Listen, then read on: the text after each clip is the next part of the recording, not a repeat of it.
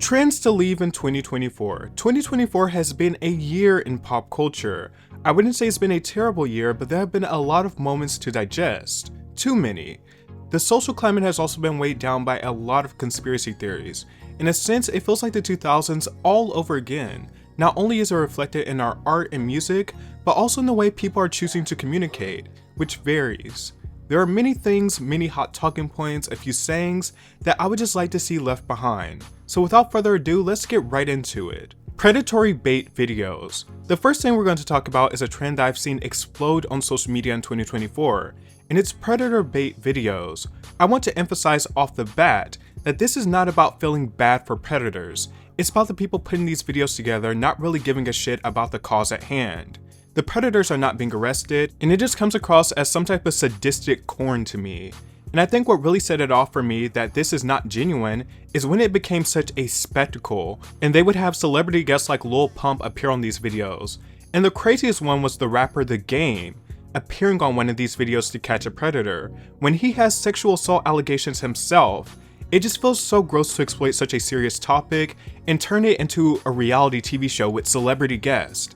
Now, I will never feel bad about a predator getting their karma, but these type of videos do not handle this situation properly, and they just don't sit right with my spirit. You guys are not Chris Hansen, and predators do not need to be turned into a celebrity spectacle.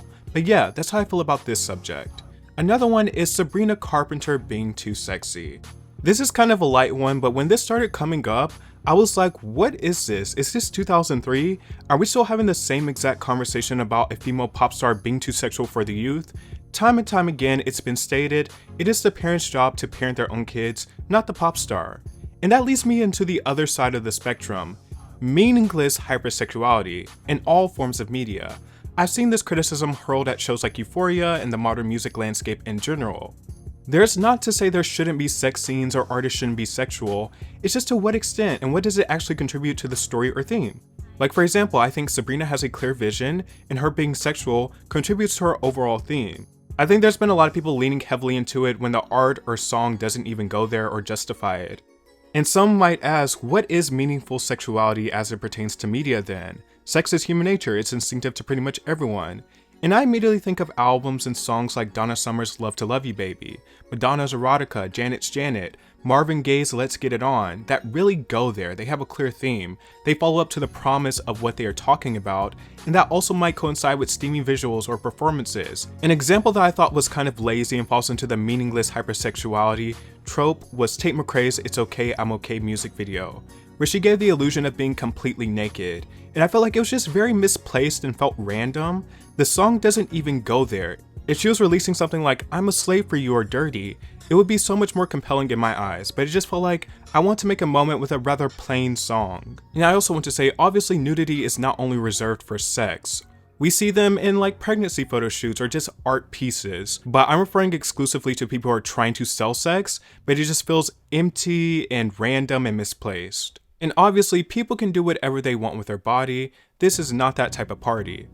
But I feel like it's just one of those things that people are using heavily as a crutch again. It's like, for example, WAP goes there. So nudity, sexualness, in your faceness is expected. But some songs are just so plain and so boring, and then it's just like, oh, I'm nude and sexy here. Just a complete mismatch. No Diddy. No Diddy is a term that has gained extensive popularity ever since Diddy's case hit the media. And in many ways, it is the new no homo. The unfortunate thing is socially, I think violence and abuse is largely viewed as a masculine trait. We look at cases of abuse and most of the perpetrators are men. We look at serial killers, most of them historically have been men. Homosexuality socially has a proximity to femininity, even if some of it is bolstered by stereotypes. And as we know, there's nothing less manly in the eyes of many people being a woman or being womanly. It's insane when you really think about it. Even in homophobia exists some misogyny.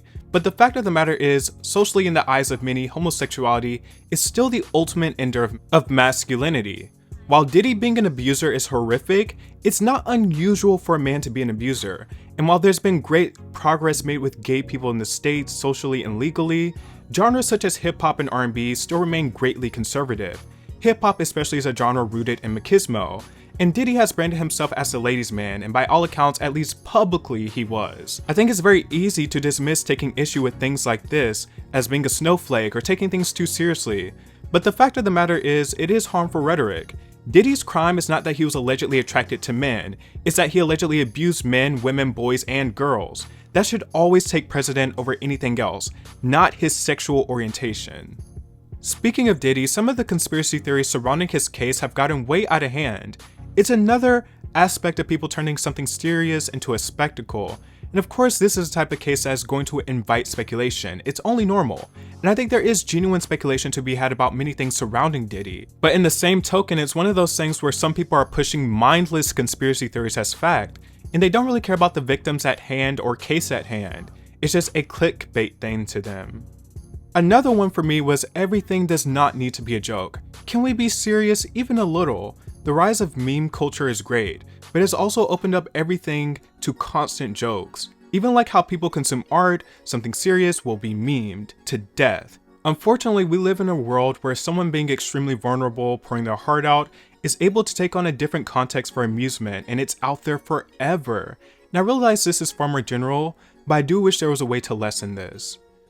Bridges back to songs. There's been a bit of a resurgence, but not quite where I want it to be. We need bridges back bad, and we need to correct all the attention spans that have been damaged. Obviously, every song doesn't need a bridge, but I hope to see the fall of the barely 2-minute song. Stan absolutism. Now, obviously, we're too far gone into the acceleration of standom for it to ever go away. I feel like there's been even more of a level of groupthink on the rise. That's why YouTube is so great as a platform. You can go to YouTube comments most times and see genuine nuanced takes on a subject or public figure. It's not just brain rot. For instance, I have my favorite artists, but I do not like every album by my favorite artist. But I feel like even saying that present day will send stans into a blind rage. Like, what you say has to be 100% praise, or it will be a grave issue.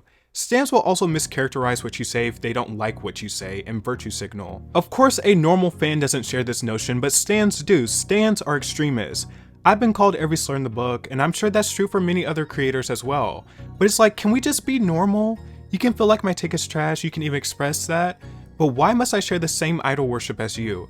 And just because someone doesn't like an album, doesn't mean they hate said artist, it just means the album sucks to them. It's as simple as that. Which leads me into my next point, blind poptimism. Poptimism is the belief that pop music can be great and judging it without bias. With that being said, I feel like we are in post-poptimism now. I'm not sure if it's solely because of money, even though I'm inclined to believe it plays a part, but the most mild and most average pop albums can get above average reviews. I feel like critics only critique when it's safe to do so now. You know, someone like Katy Perry who has never been a critical darling.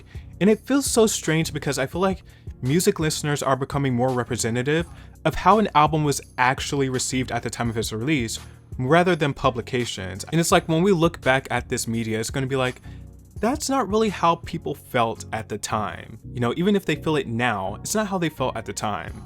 And I feel like this is particularly true for pop music. The most basic, generic pop can get a really good review nowadays. This is just something I would like to see more nuance in. Fine shit. I hate this saying. I think it's such an ugly saying. It doesn't look good, it doesn't sound good. My immediate thought is it's a shortened version of fine ass shit, but it doesn't serve the purpose better, it doesn't sound better, it doesn't look better, and it's just something that makes me cringe so hard. AI art. This one goes without saying, especially for those who have a big platform and are in the art. Please do not use AI, hire people. It is worth it, it looks so much better, and it is just the right human thing to do. I hate AI art and it feels so dystopian. AI is good as a tool to clean something up, but I don't think it should be the generator of art. I just don't. Sped up versions. TikTok has this trend where every single song gets a sped up version, and it doesn't work for every song. And this is another reason why attention spans are being shortened now. Some sped up versions are cool, but others literally just make my brain feel like it's turning into mush.